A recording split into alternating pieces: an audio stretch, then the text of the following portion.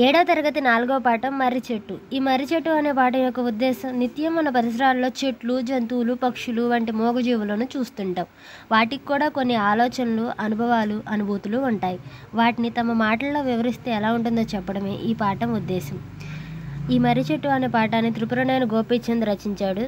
ఈయన తండ్రి త్రిపురనేని రామస్వామి, తల్లి పున్నమాంబ. ఈయన కృష్ణా జిల్లాలోని అంగుళూరులో పుట్టాడు. మర్రి చెట్టు అనే పాఠంలోని ముఖ్యమైన అంశాలన్నీ నేను ఈ విధంగా నోట్స్ రూపంలో మీకు అందించడం జరుగుతుంది. ఎవరికైనా ఉపయోగకరంగా ఉంటే దయచేసి సబ్స్క్రైబ్ చేయండి, లైక్ చేయండి, ఫాలో అవ్వండి ఛానల్ని. వీరు పండిత పరమేశ్వర శాస్త్రి వీలునామా అనే రచనకు కేంద్ర సాహిత్య అకాడమీ బహుమతి లభించింది.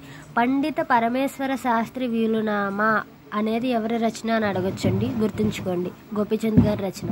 వీరి రచనలు వచ్చేసరికి ధర్మవడ్డీ, మమకారం, తండ్రులు కొడుకులు, మాకు ఉన్నాయి స్వాగతాలు, పోస్టు చేయని ఉత్తరాలు. ఈ పాఠంలోని అర్థాలను గమనించినట్లయితే, విస్తుపోవు అంటే ఆశ్చర్యపడు, ఇదమిద్దం అంటే ఖచ్చితం. పర్యాయ పదాలు: నెపం అంటే కారణం, మిష. ఆశ్రయం అంటే అండ, ఆలంబన. అపేక్ష అంటే కాంక్ష, కోరిక. ప్రకృతి వికృతి చూసినట్లయితే, నిభా అంటే నెపము, సత్వము, సత్తువ, పట్టణము, పత్తనము. కర్మను పరిచయం చేశారు ఈ పాఠంలో.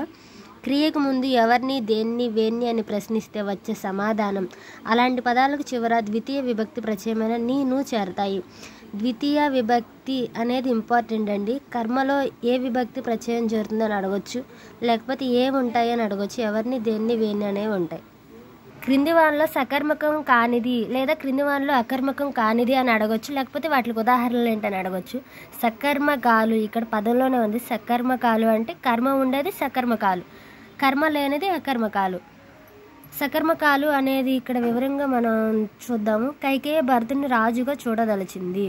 ఎవరిని రాజుగా చూడదలిచింది? భరతుని. నీ శత్రుఘ్నుడు శత్రువులను జయించగలిగాడు. శత్రుఘ్నుడు ఎవరిని జయించగలిగాడు? శత్రువులను. ఎవరిని, దేన్ని, వేన్ని అనే పదాన్ని ఉంచినప్పుడు సమాధానం వస్తుంది కదండి. కనుక ఈ వాక్యాలను సకర్మకాలు అంటారు. దానికి ఆపోజిటే అకర్మకాలు. దశరథుడు మరణించాడు, జటాయువు నేలకూలాడు, సూర్యుడు ఉదయిస్తున్నాడు, సంపాతి ఎగురుతున్నాడు. పై వాక్యాల్లో క్రియకు ముందు దేన్ని, వేన్ని, ఎవరిని అనే పదాన్ని ఉంచినప్పుడు ఎలాంటి సమాధానం రాదు. అంటే ఈ వాక్యాల్లో కర్మ లేదు అని అర్థం. కనుక పై వాక్యాలను అకర్మకాలు అంటారు.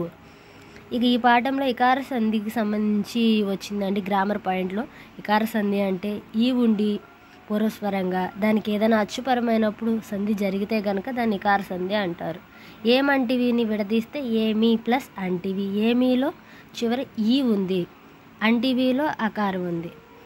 పదింతలు, పది ప్లస్ ఇంతలు. ఇదండి ఇక్కడితో ఈ పాఠంలోని మోస్ట్ ఇంపార్టెంట్ అంశాలన్నీ ఇలా నోట్స్ రూపంలో చేశాను. ఎవరికైనా ఉపయోగపడితే చాలా సంతోషం. Thank you.